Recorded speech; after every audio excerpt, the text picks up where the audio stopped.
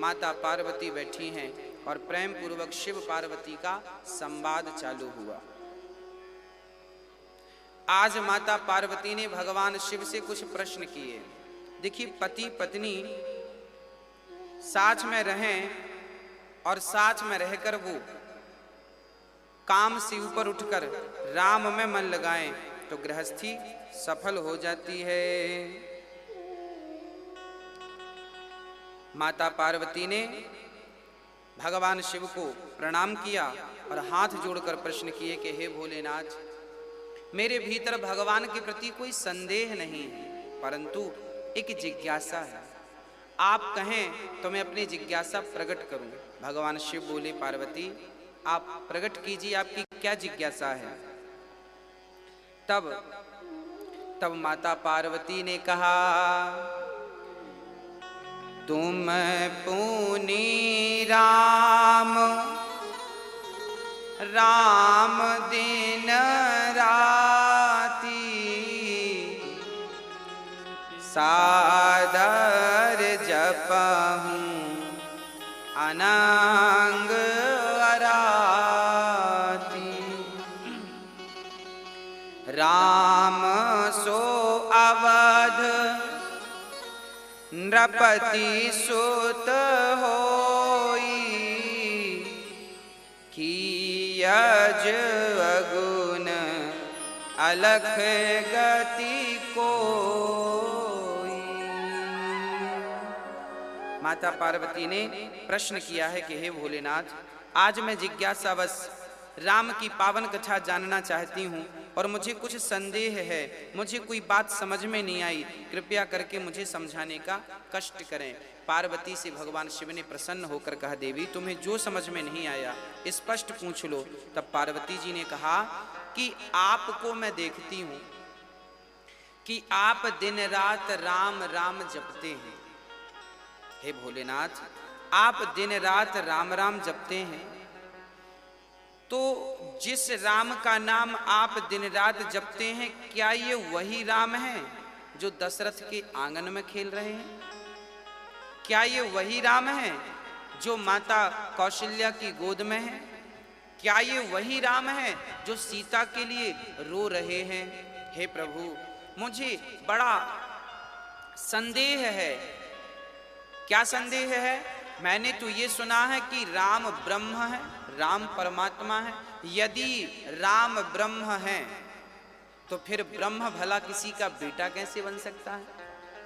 ब्रह्म तो परमात्मा है, वो तो अजन्मा है, उनका तो कभी जन्म नहीं होता, वो तो निराकार है। वो तो पार्वती कह रही हैं भगवान तो निराकार है, निर्गुण है, ब्रह्म है, और भला वो ब्रह्म जो सबका पिता हो, भला उसका कोई पिता कैसे हो सकता है? ये संदेह माता पार्वती को था।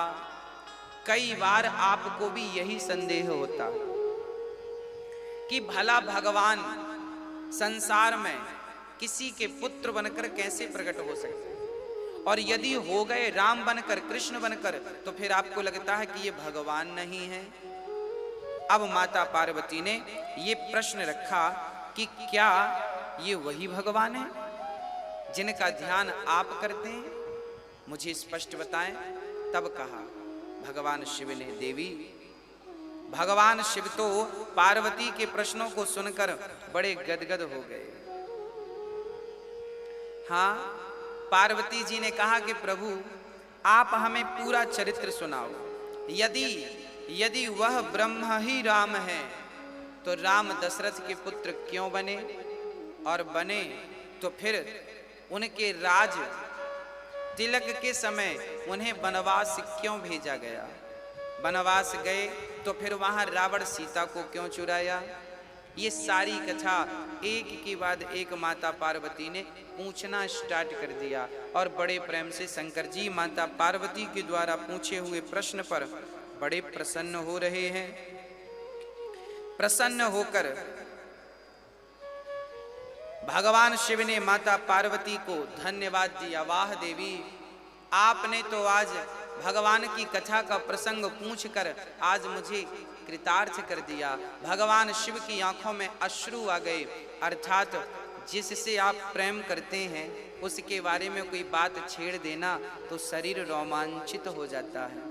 आज भगवान शिव के रोम रोम से राम राम निकलने लगा और भगवान शिव की आंखों में अश्रु आ गए कि आज इसी बहाने मेरी पत्नी को राम कथा कहने का मुझे अवसर प्राप्त होगा। कितनी सुंदर गृहस्थी है। यदि गृहस्थी में काम कम और भजन राम ज्यादा हो तो वो गृहस्थी कितनी सुंदर होती है। मंगल भवन अमंगल हारी, द्रवहु सुदशरथ अजिर बिहारी। भगवान शिव ने भगवान राम को प्रणाम किया। क्या कहा? बोले मंगल भवन मंगल हारी, द्रवहु सुदशरथ अजिर बिहारी। बंदहु बाल रूप सोई राम, सब विधि सुलभ जपत जिसु नाम। भगवान शिव कह रहे हैं कि राम तो मंगल भवन है, अर्थात मंगल की खान श्री राम जी हैं। ऐसे राम को हम प्रणाम करते हैं जिसका नाम जपने मात्र से सब सिद्धियां सहज में प्राप्त होती हैं। जो अमंगल का नाश करने वाले हैं, जो दशरथ के आंगन में खेलने वाले राम हैं, वो राम मुझ पर कृपा करें। आप सभी लोग जब नया घर बनवाएं तो अपने घर पर यदि आपने ये वाली चौपाई लिखवा दी, घर के द्वार पर बाहर जहाँ पर बाउंड्री पर जहाँ भी जगह हो, बढ़िया पेंटर को बुलाइए और ये चौपाई लिखवाइए, मंगल भवन अमंगल हारी, द्रवहु सुदशरथ अजिर बिहारी। जिस घर के द्वार पर ये चौपाई होती है उस घर में सदा मंगल ही मंगल होता है। अमंगल की संभावना उस घर पर कभी नहीं होती। इसलिए आप अपने घर पर कुत्तों से सावधान मत लिखवाइए, मंगल भवन अमंगल हारी लिखवाइए। जो राम मंगल के भवन हैं, ऐसे मंगल भगवान को राम को श्री शिव जी प्रणाम करते हैं। और प्रणाम करके कहा, धन्य धन्य गिरिराज कुमारी, तुम समान नहीं को उपकारी। धन्य हैं आपके जैसा कोई उपकार करने वाला मुझ पर नहीं है, इसलिए आपकी जय हो। भगवान शिव माता पार्वती से कह रहे हैं, देखो देवी, आपने बड़ा उत्तम प्रश्न किया है, सारी कथा राम जी की आपने पूछ ली है। अब मैं आपको सविस्तार सारी कथाएं सुनाता हूँ।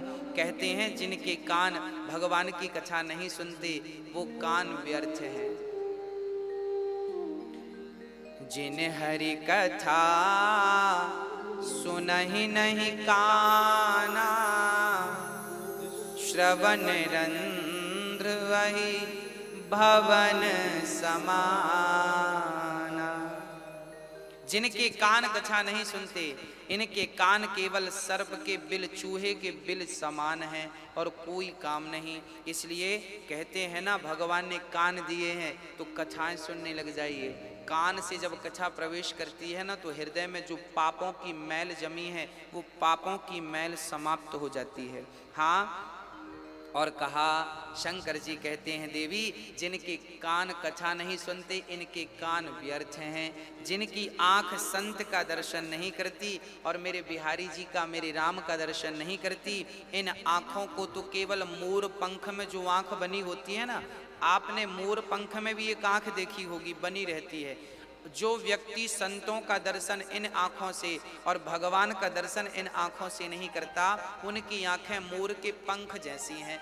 सुंदर तो हैं पर हैं किसी काम की नहीं, व्यर्थ हैं वो आँखें। हाँ, और कहा कि भगवान शिव कहते हैं, जो सिर जो सिर चरणों में झुकता नहीं है, गुरुजनों के, माता पिता के, भगवान के चरणों में जो सिर नहीं झुकता, वो केवल तुम्बा के समान है। तुम्बा का कमंडल, लौकी जानते हैं, एक कड़वी लौकी होती है जिसका कमंडल संत बनाते हैं। हाँ, बस लटकी रहती है लौकी, पेड़ पर लटकी रहती है वो। हाँ, ऐसे ही वो व्यक्ति का सिर किसी काम का नहीं, जो सिर नहीं झुकाता, तुम्बा अर्थात कड़वी लौकी, ना वो खाई जा सकती ना वो उसका कोई उपयोग है, कड़वी लौकी की तरह है, तुम्बा की तरह है। और कहते हैं शंकर जी, जिन हरि भगति हृदय नहीं आनी, जीवत सब समान ते प्राणी। जिस व्यक्ति के हृदय में भगवत, ये शंकर जी कह रहे हैं, ये राम कथा में भगवान शिव कह रहे हैं, जिसके हृदय में प्रेम नहीं है, भगवान के प्रति भक्ति नहीं है, वो व्यक्ति मरा हुआ समझिएगा। हाँ, जिंदा उसी को मानिएगा जिसके अंदर भगवत प्रेम है, जिंदा उसी को मानिएगा जिसके अंदर भगवत भक्ति है, जिसके अंदर भक्ति का संचार नहीं है, भक्ति अभी जन्म नहीं लिए जिसके हृदय में, समझिएगा कि वो व्यक्ति चलता फिरता मुर्दा है। एक गांव में एक महात्मा जी पहुंचे। वो महात्मा जी गांव के बाहर शमशान था, वहीं रुक गए। शमशान पर उन्होंने देखा कि सारे चबूतरे बना रखे हैं, चबूतरों पर एक छोटा सा पत्थर गाड़ रखा है, पत्थर पर लिखा था किस व्यक्ति का जन्म कब हुआ और ये व्यक्ति मरा कब, अर्थात शमशान में सबके मरने वाले की जन्म और जन्म लेने का जन्म समय लिखा था, कब तारीख पर जन्म लिया, किस तारीख पे मरा, और नाम, फलाना व्यक्ति जन्म इस तारीख को मर गया। वहां हजारों की संख्या में नाम थे, पर सारे नाम की जो उम्र थी ना, वो केवल 10 वर्ष थी, किसी की 5 वर्ष थी, किसी की 2 वर्ष थी, अधिक से अधिक किसी की 12 वर्ष थी। संतों को लगा कि यहाँ हजारों नाम लिखे हैं मुर्दों के, पर 12 साल से ज्यादा की उम्र किसी की है ही नहीं। भाई इस तारीख को पैदा हुआ और 12 साल के अंदर ही वो मर जा रहा है। तो गांव में संत जी ने पता किया कि भाई क्या इस गांव में लोग ज्यादा जीते नहीं हैं। गांव वालों ने कहा, महाराज गांव में तो लगभग सारे 80-80 साल के हैं, 50-50 साल के हैं, 100-100 साल के भी बूढ़े मिल जाएंगे आपको, आप ऐसा क्यों पूछ रहे हैं। संत जी ने कहा, शमशान में मैंने देखा 12 साल से ज्यादा की उम्र का कोई था ही नहीं। गांव वालों ने कहा, महात्मा जी हम व्यक्ति की वही उम्र लिखते हैं जिस उम्र से उसने भजन स्टार्ट किया, जितना उसने भजन किया, जिस समय से उसने भजन किया, उसी को हम उम्र मानते हैं। बाकी समय तो उसकी व्यर्थ मुर्दे की तरह बीत रही थी, उसकी तो हम गिनती करते ही नहीं। तो आप अपने जीवन में जब से भजन करना, भगवान से प्रेम करना स्टार्ट करेंगे, तभी से आपकी उम्र मान्य होगी। अर्थात तो फिर मुर्दे की तरह बहुत लोग जी रहे हैं, उनका तो कोई अर्थ नहीं है। हाँ, तो ऐसे भगवान शिव कह रहे हैं, देवी सुनो, जो व्यक्ति भगवान से प्रेम नहीं करता वो चलता फिरता मुर्दा है। ऐसा कौन, मैं नहीं, भगवान शिव कह रहे हैं। इसलिए जिनके हृदय में प्रेम नहीं है वो व्यर्थ हैं, ऐसों के दर्शन करने से पाप है। इसलिए हृदय में भगवत प्रेम जगाइए। भगवान शिव कह रहे हैं कि देवी जो नहीं कराई राम गुण गाना, जी है सुदादुर जी है समाना। कितनी सुंदर बात शिव जी कह रहे हैं। देवी जिनकी जिह्वा राम राम नहीं जपती, उनकी जिह्वा दादुर की तरह है। दादुर शब्द का अर्थ यहां पर है मेंढक से और चमगादड़ से भी है। अच्छा, मेंढक को आपने देखा होगा, सवेरे से एक ही आवाज निकालता है, टर टर टर। जो व्यक्ति भगवान का नाम नहीं जपता, उनकी जिह्वा इस मेंढक की तरह है, बस टर टर। कई लोग सवेरे से भजन करते नहीं है, बाहर बैठ जाएंगे और टर टर करते रहेंगे, उसकी बुराई, उसकी बुराई, उसकी निंदा, उसकी चुगली। ये सब अगले जन्म में मेंढक बनने की तैयारी में हैं। जो सवेरे से लेकर शाम तक निंदा, कई लोगों को आपने देखा होगा, लोगों का बस एक ही काम है, खा लेना और निंदा करना और सो जाना। निंदा करने वाला व्यक्ति, चुगली करने वाला व्यक्ति, यहाँ वहाँ की व्यर्थ की बकवास करने वाला व्यक्ति, निश्चित मानिए कि वो व्यक्ति मेंढक बनेगा और टर टर करता रहेगा। और गोस्वामी जी कह रहे हैं कि वो दादुर अर्थात चमगादड़ भी बनता है। चमगादड़ सबसे 84 लाख योनियों में सबसे निकृष्ट योनि यदि कोई है तो वो चमगादड़ है। चमगादड़ उल्टा लटकता है, पांव के बल कभी बैठता नहीं है, उल्टा पांव ऊपर सिर नीचे। क्यों? क्योंकि वो मुंह से ही खाता है और मलमूत्र भी मुख से ही करता। सबसे निकृष्ट होता है चमगादड़। हाँ, उस चमगादड़ जो व्यक्ति केवल दूसरों की आलोचनाएं करते हैं, अपनी जिह्वा को राम नाम लेकर पवित्र नहीं करते, ऐसे व्यक्ति निश्चित चमगादड़ बनकर के कोरोना फैलाते हैं। हाँ, तो चमगादड़ ना बने उसके लिए आपको राम नाम जपना चाहिए। प्रेम पूर्वक भगवान की कथा। हाँ, श्री शंकर भगवान कह रहे हैं कि देवी सुनो, भगवान तो सगुण नहीं अगुण नहीं, नहीं कछु भेदा, गावहि मुनि पुराण बुध वेदा।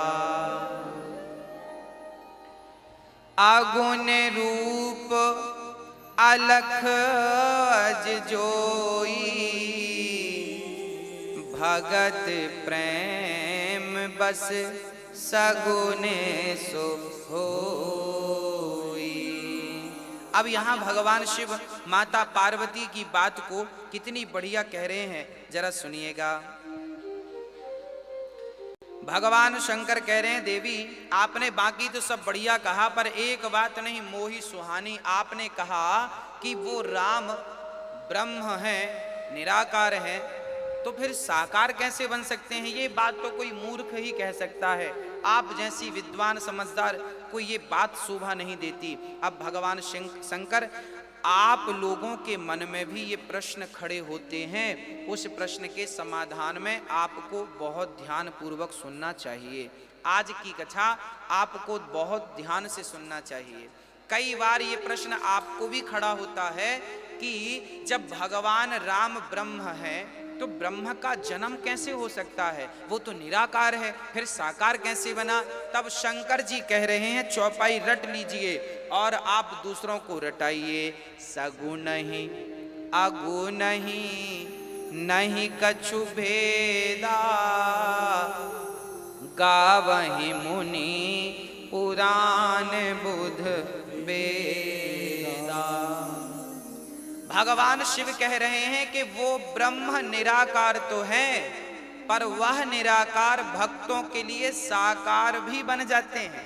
किसके लिए? बोले भक्तों के लिए बनते हैं, बन जाते हैं। हाँ, अच्छा कैसे बन गए? वो तो निराकार हैं, फिर साकार। बोले भाई जैसे पानी को गिलास में भर दो तो गिलास का आकार दिखता है, थाली में डाल दो तो पानी थाली के आकार का दिखता है, कटोरी में डाल दो तो पानी कटोरी के आकार का। पानी का अपना कोई आकार नहीं है, पानी निराकार होता है। परंतु वही पानी जो निराकार है, वही पानी जब फ्रिज में बंद होता है तो वह पानी बर्फ बन जाता है। जो अभी निराकार पानी था अब वह बर्फ बन गया, तो बर्फ का एक आकार है।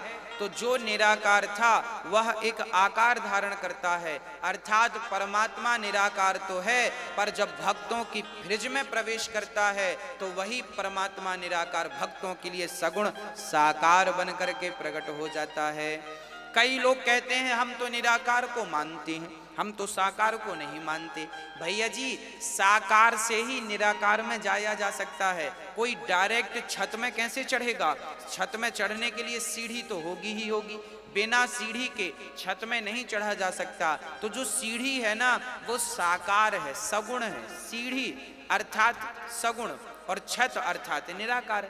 तो आप साकार से ही निराकार में जा सकते हैं। एक फॉर एग्जाम्पल से समझते हैं।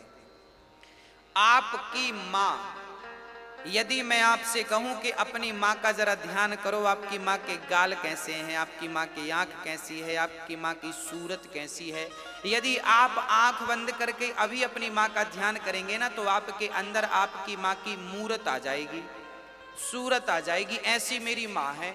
क्यों आएगी? क्योंकि आपने अपनी माँ को नजदीक से देखा है, कई बार देखा है। अच्छा, जिस बच्चे की माँ बचपन में ही बच्चे को पैदा करती मर गई है, उस बच्चे से कहा जाए तू अपनी माँ की जरा ध्यान कर, जरा छवि बना, तो क्या वो छवि बना सकता है? नहीं बना सकता। क्यों नहीं बना सकता? क्योंकि उसने कभी अपनी माँ को देखा ही नहीं है। तो देखा ही नहीं है तो छवि क्या बनाएगा? उसी प्रकार जैसे माँ को आपने देखा है तो फिर माँ के ना रहने पर भी उसकी आकृति बनाई जा सकती है, पर नहीं देखा तो नहीं बनाई जा सकती। उसी प्रकार परमात्मा तो निराकार हैं, पर वो साकार बनकर इसलिए आते हैं ताकि भक्त मेरी आकृति अपने हृदय में बना सकें। बिहारी जी बनकर बैठ गए भगवान, ताकि भक्त मेरी इस आकृति को अपने हृदय में बसा लें। हाँ, वो जगन्नाथ बनकर बैठ गए ताकि भक्त इस आकृति को हृदय में बसा लें और इसी का चिंतन करते रहें, ताकि इससे उनका कल्याण हो जाए। जैसे पहली के विद्यार्थी को, KG 1 के विद्यार्थी को लिखकर बताना पड़ता है ये का है, का कैसा होता है, लिखकर बताओगे तब तो बच्चे की खोपड़ी में जाएगा। अच्छा, ये का ऐसा होता है, खा ऐसा होता है, का ऐसा होता है, लिखकर नहीं बताओगे तो बच्चा कैसे समझेगा? जैसे बच्चे को लिखकर बताना पड़ता है, एक बार वो समझ गया तो फिर लिखने की जरूरत नहीं है। मैंने कहा का तो आपके अंदर का की आकृति बन गई, मैंने कहा खा तो आपके अंदर खा की आकृति बन गई। उसी प्रकार जैसे बच्चे को, पहली के बच्चे को कोई भी चीज आपको लिख के बतानी ही पड़ेगी, उसी प्रकार भक्ति की पढ़ाई जब आप करोगे तो वहां सगुण की जरूरत पड़ेगी ही पड़ेगी, तब तो आकृति बनेगी राम की और कृष्ण की। बिना उस आकृति के उसे निराकार में कैसे मन लगेगा? तो साकार से ही आप निराकार में जा सकते हैं। इसलिए भगवान शिव कह रहे हैं कि सगुण ही अगुण नहीं कछु भेदा, कोई भेद नहीं है सगुण में और निर्गुण में। ये हम नहीं, शंकर जी कह रहे हैं। जो व्यक्ति भगवान के साकार और निराकार में भेद करता है वो व्यक्ति बड़ा पापी होता है। कोई भेद ना करो। कई लोग ऐसे हैं निराकार को मानते हैं तो कई लोग कहते हैं हम मूर्ति पूजा नहीं करते। हमारे भारत में कई लोग ये कहने वाले मिल जाते हैं कि महाराज हम मूर्ति पूजा नहीं करते, मूर्ति पूजा नहीं करते। वाह, तो फिर अपनी माँ की तस्वीर कमरे में क्यों लगा रखी है? फिर अपने दादा परदादाओं की चित्र कमरे में क्यों लगा रखे हैं? मूर्ति पूजा तो तुम नहीं करते। तो भगवान की मूर्ति से विरोध है और माँ की मूर्ति से प्यार है। अरे भाई, मूर्ति तो मूर्ति होती है, किसी की भी हो।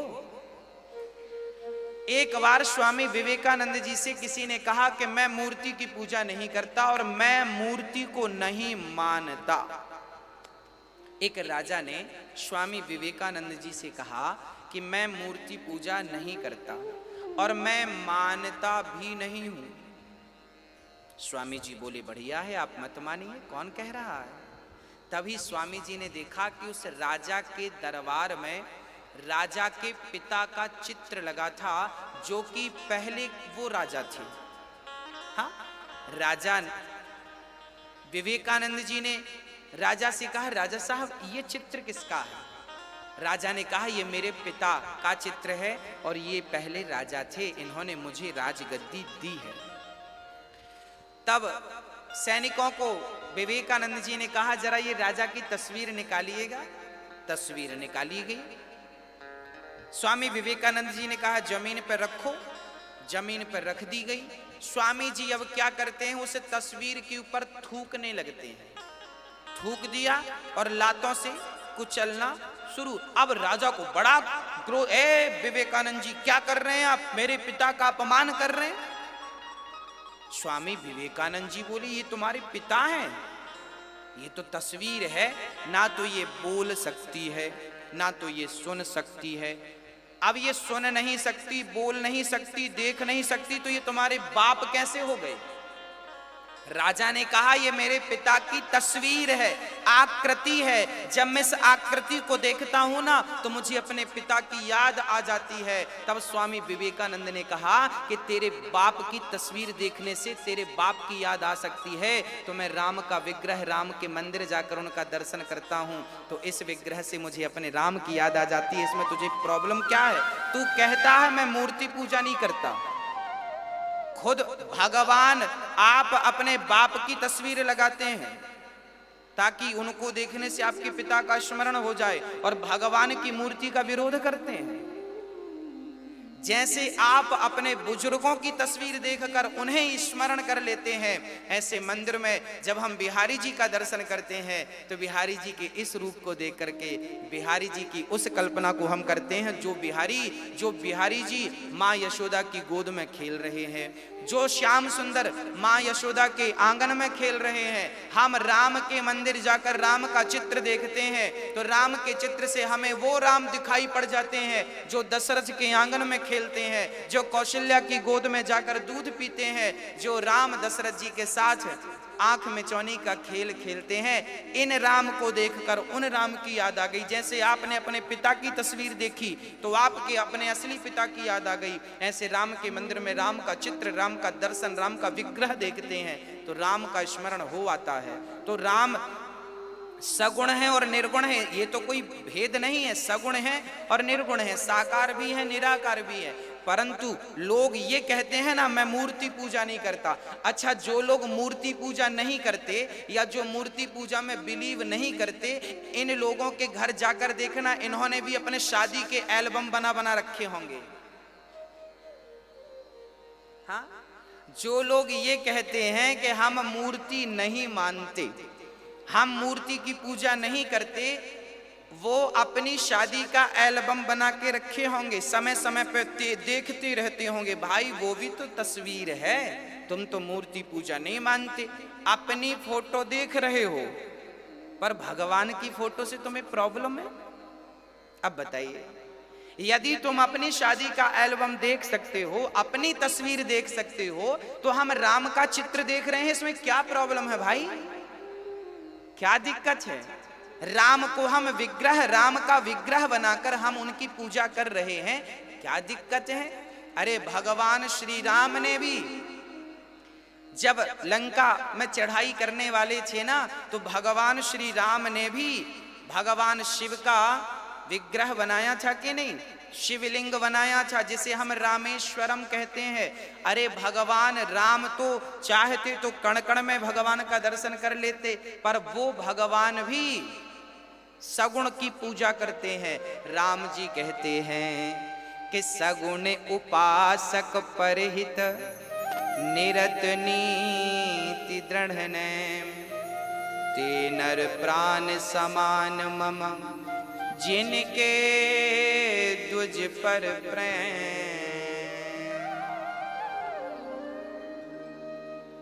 तो आपके अंदर कभी ये भाव आए कि आप भगवान को ना मान रहे हैं, मूर्ति को। मैं ये नहीं कहता कि निराकार को मत मानिए भाई, जब साकार को मानने लगेंगे तो आप निराकार में अपने आप पहुंच जाएंगे। काखा गाघा का एक बार बोध हो गया तो फिर वो तो बोध हमेशा के लिए हो जाएगा। हाँ, तो सगुण से निर्गुण की ओर जाया जा सकता है। निराकार में रहकर सगुण का विरोध मत कीजिए, नहीं तो पाप लगेगा। शंकर जी कह रहे हैं, देखो देवी भगवान कितने सुंदर हैं और इनका कितना सुंदर स्वरूप है। ये वही ब्रह्म है जो भगवान के बारे में लिख रहे हैं कि देवी क्या होता है भक्तों, आप सभी लोग एक प्रैक्टिकल करके देखो।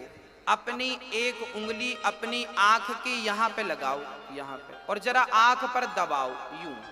जब आप अपनी उंगली आंख पर हल्का सा दबाएंगे ना तो सामने आपको एक व्यक्ति से तुरंत दो हो जाएंगे। आप करके देख लीजिए प्रैक्टिकल। आप अपनी आंख को यहां पे हल्का सा दबाइए, ये देखिए, आप हल्का सा दबाएंगे तो आपको एक व्यक्ति से तुरंत दो दिख जाएंगे। जैसे आंख के यहां पर दबाने से एक व्यक्ति का दो दिख जाता है, दिखता है ना, प्रैक्टिकल करके देख लीजिए, दिखेगा। उसी प्रकार वह परमात्मा है तो एक ही, वह एक ही नारायण है, पर वह एक ही अनेक रूप में दिखाई पड़ते हैं। हाँ, एक ही अनेक रूप में दिखाई पड़ जाते हैं। जैसे आंख पर उंगली लगाने से चंद्रमा को देखो तो दो चंद्रमा दिखाई पड़ते हैं, चंद्रमा है तो एक पर दिखने दो लगते हैं।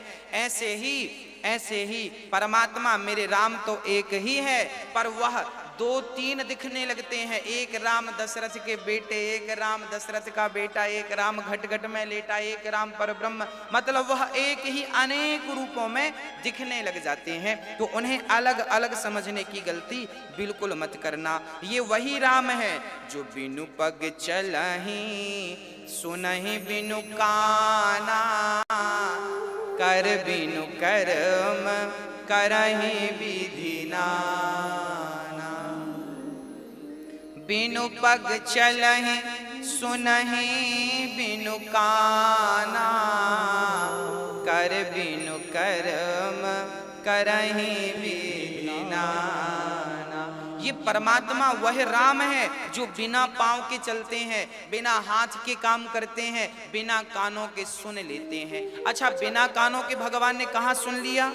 बोले जब बाली के यहाँ तारा ने समझाया बाली को कि राम तो भगवान है, पंगा मत लो, और बाली फिर भी युद्ध करने सुग्रीव से आया। जब राम ने बाली को पछाड़ दिया तो बाली से राम ने कहा था, क्यों? तेरी पत्नी ने समझाया था पर तू सुना नहीं। अब बाली चक्कर में पड़ गया कि मेरी पत्नी ने तो कमरे में बताया था, इन्हें कैसे पता चल गया? तब ये बात स्पष्ट हो गई कि ये भगवान है।